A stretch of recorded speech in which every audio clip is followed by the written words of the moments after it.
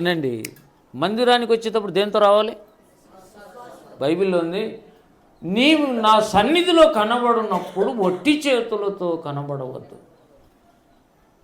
ఇంత క్యాష్ కట్టలు తీసుకొని రమ్మని కాదు, ఎవరి దగ్గర ఉండవు.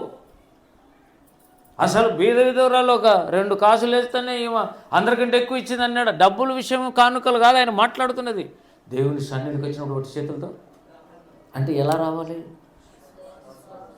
ఎలాంటి చేతులతో రావాలి? చేతులు అంటే ప్రార్థన. నిన్న విన్నాను, ప్రార్థనాపూర్వకంగా దేవుని సన్నిధికి రావాలి.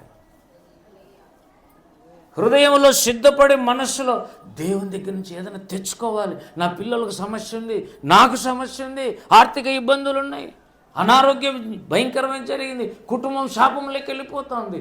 దేవుని దగ్గర పోయి నేను ఏదైనా తెచ్చుకోవాలి ఈ ఆదివారం. దేవుని స్తోత్రం కలుగుతుంది. కాబట్టి ఆమెలో ఉన్న ఫస్ట్